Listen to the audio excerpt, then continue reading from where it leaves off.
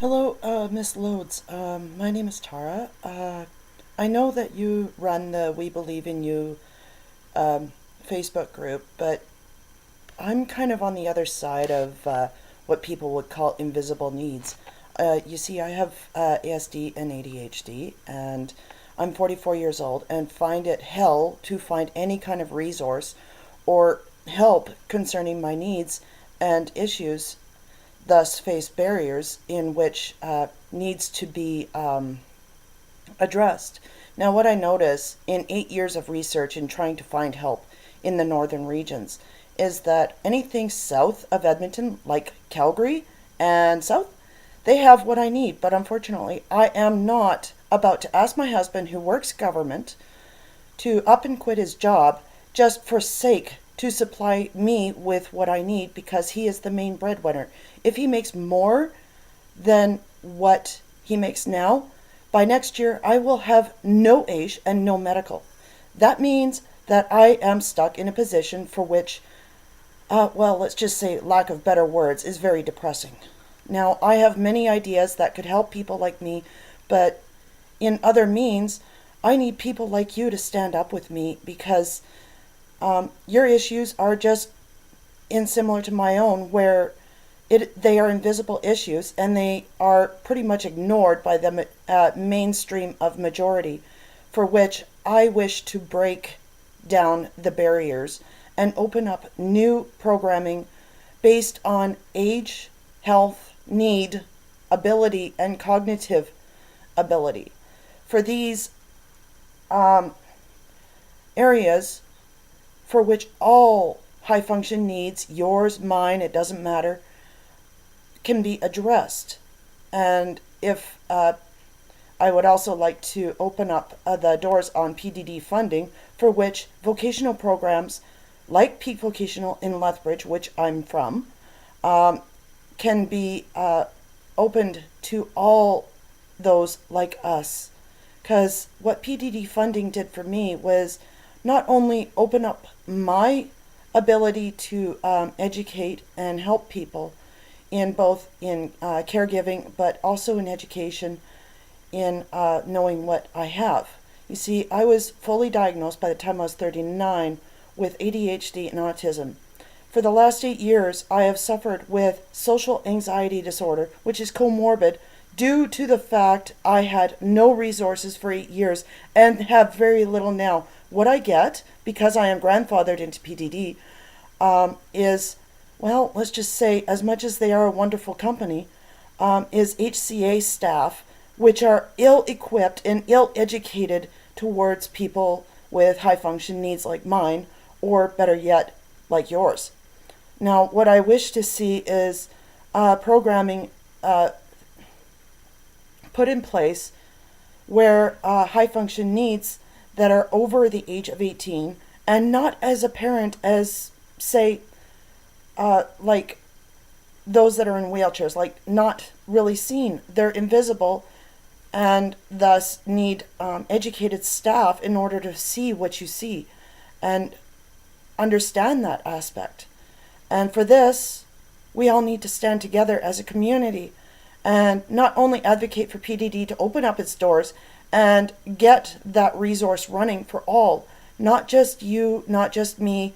I'm just guessing or assuming that you're on PDD, but this means that we get rid of that stupid IQ test that PDD puts out and says that because you're of X IQ, that means that you don't qualify for PDD funding, which also indicates that programs close its doors to anyone that is high functioning like me, or like you, or like Joe Schmuck down the road that might have the IQ of Einstein but not the cognitive attribute to wipe his own butt. Because cognitive and IQ have nothing to do with each other. One is book smarts, one is how you see your world through means of what your cognitive age will be or is, because your brain has stopped maturing. For me, on the emotional level, I am 16 diagnosed. So that means that I see my world through a teenager's eyes. I have attributes that of which a 16-year-old would have, such as, let's just put it this way, I'm very argumentative, like most 16-year-olds. I still view my world through those eyes. I judge the world through those eyes.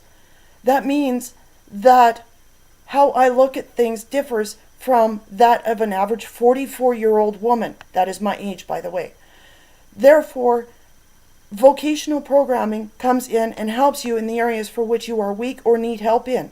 For me, it would be, say, in behavioral. That means that they will help me for which in areas cognitively will never develop. Or they will help me in budgeting. Say if my husband should pass on and I couldn't budget my way out of a maze, so I would need a worker to help me with that every week or every month or whenever my bills come in. Then on top of that, there is also the fact that with what I have is employment issues. I get a job, I can only keep it for about 2 weeks.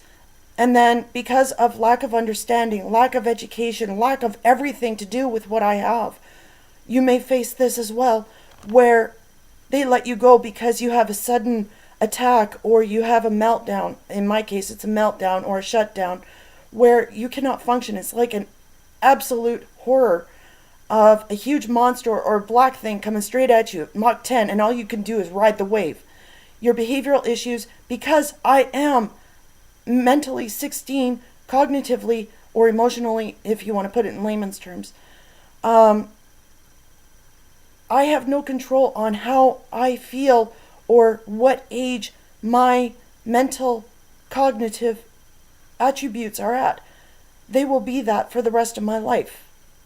And for me to develop that any further, that would mean me pretending to be average Joe Schmuck for the rest of my life, which I already do. I'm like one of those kids playing T for the rest of my life, only I have to pretend to be normal. Is that fair? I don't think so. When I should be accepted for the unique woman I am, I will never bow down to having to the words disability or handicapped or anything to do with those words, because in my day, having what I have was shameful. It is a negative attribute for which stigma dictates that one can't because of whatever reason.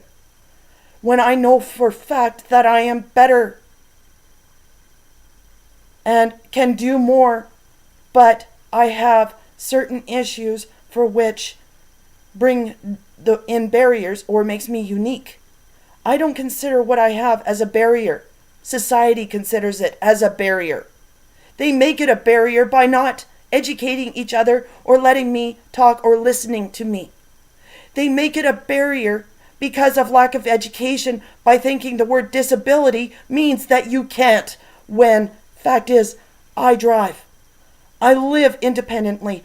I do things that most people do. And all I want is for people to realize this. That means that certain aspects of my life only need a little bit of help. What's it worth to speak out for all who have issues that are invisible and are older than 18 and cannot get on PDD because of IQ testing and because of closed minds? We need to talk to people, and I'm willing to partner with you. I wish that there was a vocational program in every single northern end of Alberta that deals with ability versus inability, age versus what a person can do, because what a person was at 20 ain't going to be at my age. Let's just put it that way.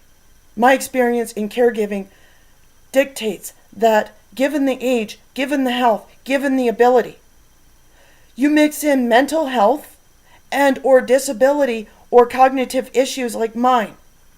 It is truly determined upon one's ability cognitive as to what they can do. The older the one's cognitive ability, the more a person can do.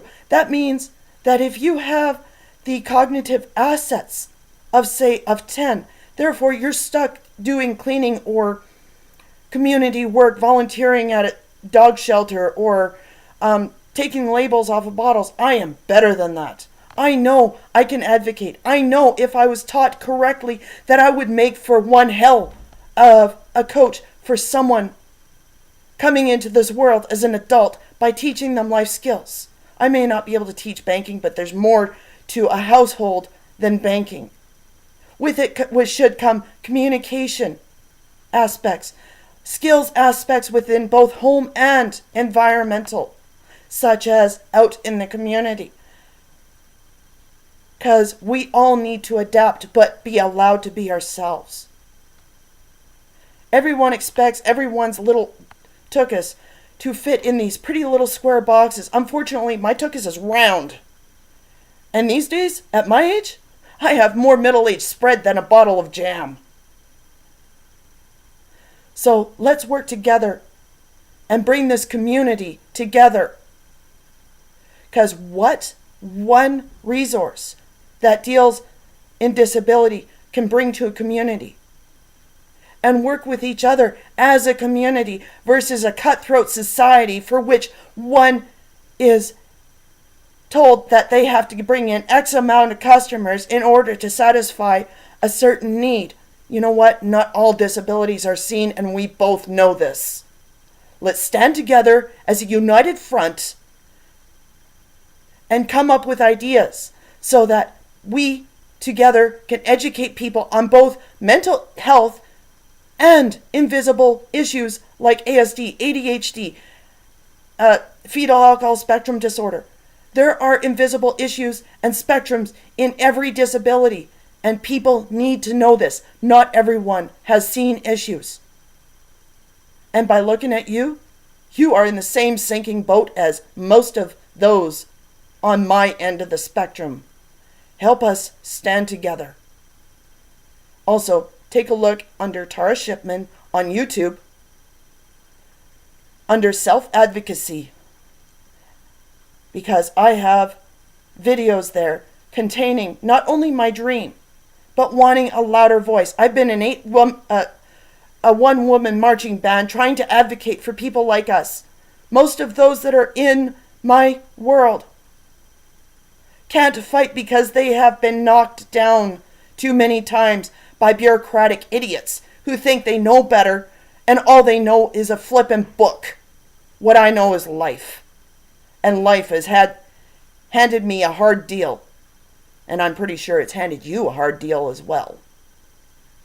Thanks for listening. Have a wonderful day, and I wish you luck on the Facebook leadership course. Perhaps one day they'll offer me the same thing. If you're willing to advocate for me, I'm more than happy to go. Because I wish to not only advocate, but help families become better and communities to become one. And to bring in vocational programming for all and not just one source, such as the seen or more visible issues that are more apparent, that will never see life how we see it. The real world is tough for those like us, and we need to stand together. Thanks.